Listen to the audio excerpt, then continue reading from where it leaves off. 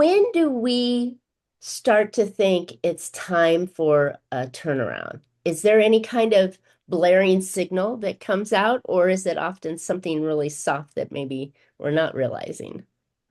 Well, I'll tell you, it's too late if you've already missed a payroll. So you don't want to wait too long. But when you start to have repeatable offenses, when you continually ship late, and one of your big customers is considering leaving, Mm, if you've got continuous safety issues in your plant, and early on you make excuses. Well, that was a one-off. That shouldn't have happened. But then all of a sudden you have three or four that roll up in 6 months. It's time to react. And the excuses are usually defense mechanisms for people not wanting to get in trouble. But when you really start to look at it, and if you have a good communication structure in the business, somebody needs to step forward and say, okay, we need to stop. We've got to get back and address these. Customer leaving, a lot of times the salesperson says our prices are too high without noting that we ship late 50% of the time and cut half of their order. So, again, the truth is usually hidden in a lot of small individual transactions rather than one big event. yeah, that makes total sense. And like you said, there could be one-offs, yes, but when it starts to happen and you notice the domino effect, right?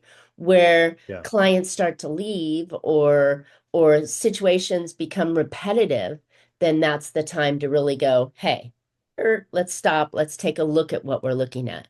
So now when we're Yeah. looking, what do we tend to look for? Where do we go digging first?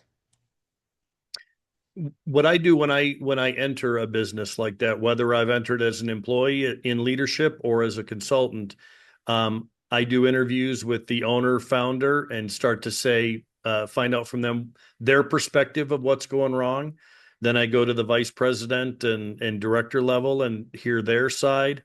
I go to the supervisors, warehouse personnel, factory people, and then I kind of triangulate everything together.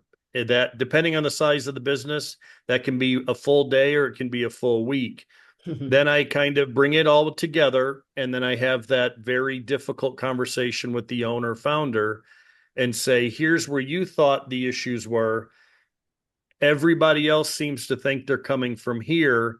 What I've been able to do is kind of boil it down into three or four things, and let's talk those through. And it's a very sensitive conversation because a lot of the times the founder, he takes offense, or they Right. say, well, they don't, how would they know what they're talking about? And perception is reality. If the employees perceive that there's no safety programs or that quality is not important, that's a fact. Mm. No matter what everybody else says. So that discussion leads to maybe a top three or four items that we can go after.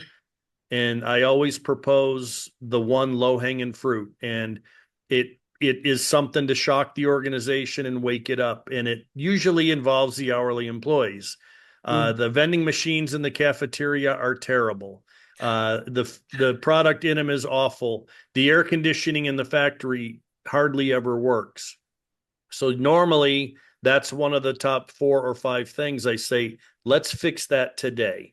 Mm. Let's get that set. And then everybody sees, okay, change is coming. And then they're more receptive to it. So when you go out and ask them to do something hard, they'll nod their head and say, okay, I'm on board because I can see positive things happening. So that's great. And I love how you're using the factories as an example. This is the same thing can be told for services or delivery of services Mhm. or tech or SaaS or anything along that. There's still always going to be Yeah. that visual trail of problems that are causing them.